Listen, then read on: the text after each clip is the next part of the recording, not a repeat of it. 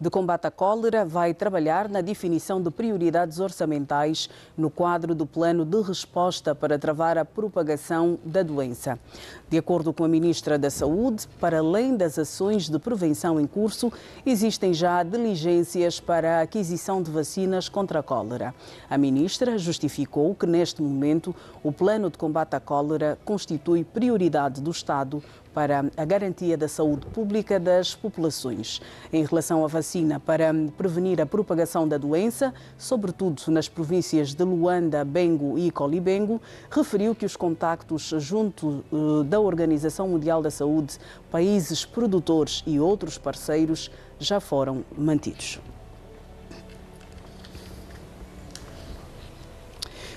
Doutor Albino Paquice, o país registra um surto de cólera preocupante. Até hoje estão assinalados 15 mortes. Pois, Leda, eu acho que é muito preocupante, né? Porque a cólera é a doença da pobreza, né? A cólera surge quando as pessoas são pobres, mas surge essencialmente quando as pessoas não têm saneamento básico. E nós temos feito aqui os grandes debates, não só aqui, como também em outras localidades e outros meios têm falado sobre essa matéria. Eu acho que, Leda, 50 anos depois, nós estaríamos em condições de termos um saneamento básico no país. O país não tem saneamento básico. Essencialmente na capital, onde sofre-se muito com, por exemplo, com a falta de água. Neste momento que estamos a falar, Viana, uma parte de Viana não tem água. Ingombota não tem água, Fubu não tem água, Antigos Guerrilheiros não tem água, Dangeré não tem água. Nós, a semana passada, falamos do bom trabalho que está a ser realizado pelo ministro da Energia e Águas, João Batista Borges. Tem estado a fazer um bom trabalho, mas, de facto, há bairros que não têm água portanto, a cólera surge na sequência da falta de saneamento e na falta de água. Eu tenho me perguntado, efetivamente, o Executivo tem dado agora a utilizar muito dinheiro, inclusive com a questão do PIM, são 2 mil milhões do Fundo Soberano, mas nós não conseguimos ainda superar a questão do saneamento básico. É que não se consegue viver numa cidade ou num bairro onde os esgotos estão a céu aberto. As pessoas não têm como não apanhar cólera, né? Não têm como não apanhar cólera. As doenças chegam por falta deste saneamento básico. E a questão da água é essencial. Eu não sei como é que nós, até hoje, não conseguimos distribuir água para toda a população de Angola. Só 45% por aí da população angolana é que tem água potável. Como é que é possível, né? Eu fico a pensar nestas coisas comigo mesmo, não é? E falo comigo a pensar nisso, quer dizer, água é essencial à vida das pessoas, água é vida. Como é que nós não conseguimos dar água a todas as pessoas? E Luanda? Mas há investimentos grandes que têm sido feitos neste setor. Pois é isso. Agora penso que são mais de 2 mil milhões de dólares do Banco Mundial que nós utilizamos quando rasgamos o Patriota, foi por causa disso. E Luanda é banhado por 2 rios. Temos 2 rios. Como é que no Dubai, onde a água vem do mar, eles têm água em todo o canto? Em Cabo Verde, a água vem do mar, a água de Cabo Verde é salinizada, Cabo Verde não tem rio. Em Cabo Verde não falta água. Como é que nós, numa cidade com 2 rios, não temos água? Quer dizer, isto ou é incompetência, ou é falta de vontade, mas alguma coisa se passa. E eu acho que o governo pode fazer tudo, Lely, eu vou te passar a palavra. O governo pode fazer tudo. Mas se não atua no saneamento básico e não atua na água, o povo morre. Não tem como não morrer. Doutora Balixionga, o país está neste momento a viver um surto de cólera. Luanda e Colibengo, a província do Bengo, têm casos registados até o momento. Está criada uma comissão multissetorial. Estão definidas e a serem definidas estratégias para combater este mal que assola, sobretudo, a capital do país. Sim, Leda. Primeiro é preciso dizer, eu li o comunicado do Ministério da Saúde e é preciso parabenizar o Ministério da Saúde no sentido de ter já ativado a Comissão Intersectorial para acudir essa situação. Nós estamos a falar de um surto que é preciso controlar, porque se o surto se alastra, nós vamos ter problemas muito mais sérios. E, nós portanto, crescemos a ouvir, desculpe interrompê-lo, que a cólera mata e mata rapidamente. Sim, quando éramos muitos, horas, havia publicidades sobre isso. E, portanto, é verdade. É preciso ter isso em conta também. Sim, são 24 horas. E temos uma morte até que foi hospitalar, foi hospital. E o que é que tem esse comunicado? Tem uma coisa interessante, que é instruir logo as pessoas o que é que têm de fazer. Por exemplo, instruir as pessoas a fazerem um soro caseiro, a tomarem os primeiros cuidados. Penso que isso é importante. No bairro do Paraíso também está a ser feito um trabalho no sentido, por exemplo, de desinfetar os tanques de água que existem. É verdade que nós temos um país que cresce muito, e, portanto, todas essas políticas para satisfazer as necessidades dos cidadãos vão levar tempo. Eu não quero contrapor o que o Dr. Paquice disse, mas temos que cuidar de algumas comparações. E eu não sei se o Dr. Paquice sabe que só o Paraíso tem o dobro da população do Cabo Verde, sabe disso?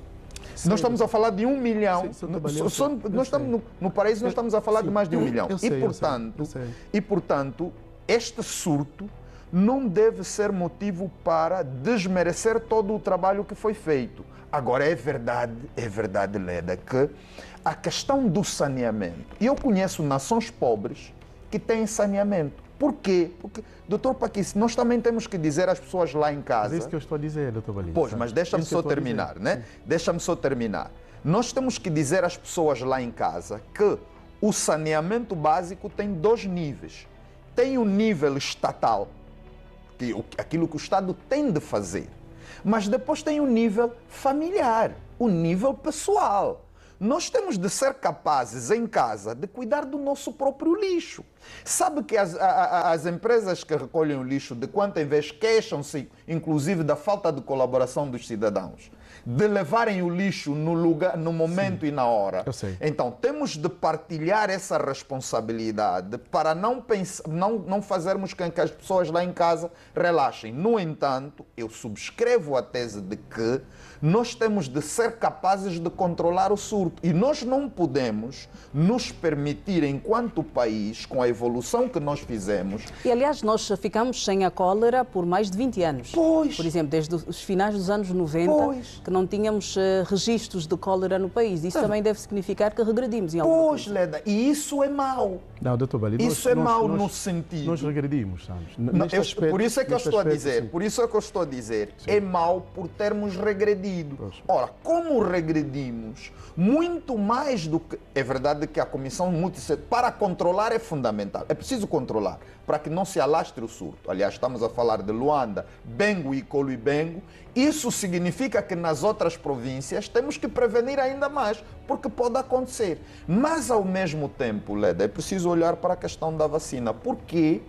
Porque muitas dessas doenças a vacina ajuda muito a prevenir. Então faz bem o Ministério no sentido de procurar uma solução quase definitiva do ponto de vista da prevenção que tem a ver com a vacinação. Mas enquanto as vacinas não chegam, eu gostaria de olhar para alguns pontos que foram apresentados durante a conferência de imprensa, até por membros da Comissão. Ouvíamos o responsável das águas, secretário de Estado para as Águas, dizer que a EPAL está sem medicamento para fazer tratamento à água. Disse-o publicamente na conferência de imprensa. Ouvimos a Ministra da Educação dizer que as escolas não têm água canalizada, portanto, as escolas do país, e que os gestores escolares não recebem subsídios, valor para manutenção da escola desde junho ou julho, salvo erro, deste ano. Portanto, são vários meses, questões que podem parecer insignificantes, mas que condicionam todo este processo. Porque a Ministra da Educação falava, nós não vamos conseguir ter reservatórios com água para os miúdos lavarem a escola, e eles voltaram às aulas esta semana, não se consegue comprar sabão, enfim, o material que eles têm que usar. A EPAL está sem material para desinfetar a água. A Ministra da Saúde, Sílvia Lutucuta, disse que tem algum material e que vai ceder este material à EPAL para prestar auxílio, mas isso significa que precisamos todos olhar, porque sabemos que a cólera alastra-se com muita facilidade. Precisamos todos olhar com maior cuidado e atenção e, sobretudo, passar a informação também às pessoas dos cuidados que precisam ter para evitar que o surto chegue até si. Sim, é verdade, mas, Leda, há coisas que devem ser feitas pelo Estado. Uma escola pública é do Estado. Independentemente do que haja, uma escola pública é do Estado. Eu não me cabe na cabeça que uma escola pública, por exemplo, não tenha casas de banho. Estamos a falar de cólera. A maior parte das nossas crianças que estudam nas escolas públicas fazem as suas necessidades ao relento. onde se cruza o professor e o aluno, quer dizer, vão todos fazer necessidades na mata. Quer dizer, como é que... Eu fico a pensar nestas coisas. E são coisas muito pequenas, mas são básicas. A casa de banho numa escola é básica, a água numa escola é básica. E são coisas que o Estado tem mesmo a responsabilidade de fazer. E admira-me que o Presidente da República tenha feito uma promessa, penso que foi em 2023 ou 2024, que poderia faltar muita coisa, mas não poderia faltar material em instituições como nos hospitais, por exemplo. Quer dizer, o que é que se estará a passar afinal no país? E aqui temos de dizer a verdade. A semana passada, quando falamos dos 25%, fizemos essa cobrança. Se o país não tem dinheiro, que se diga que não há dinheiro.